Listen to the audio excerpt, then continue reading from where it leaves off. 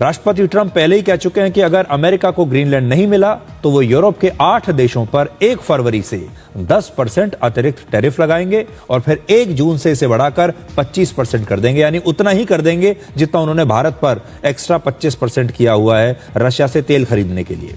तो सोचिए, ट्रंप के लिए भारत और यूरोप के जो देश हैं, नेटो के जो सदस्य हैं, इनमें कोई अंतर नहीं है।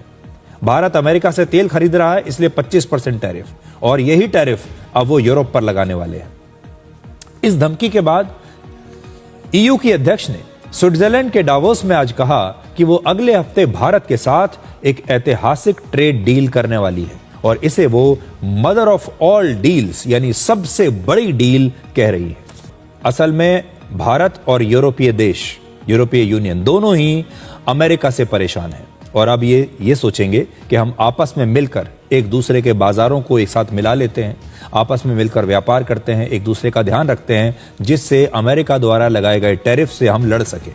इस समय भारत और यूरोपियन यूनियन के बीच फ्री ट्रेड एग्रीमेंट यानी एफटीए के लिए बातचीत बिल्कुल फाइनल राउंड में है और इस एफटीए पर हस्ताक्षर होने के बाद भारत की pharma industry, textile, jewellery, steel और ऑटोमोबाइल जैसे सेक्टर्स को बहुत फायदा हो सकता है। इस समय भारत और ईयू के बीच करीब 12,15,000 करोड़ रुपए का व्यापार होता है और यूरोपियन यूनियन में वहां के 27 देश शामिल हैं।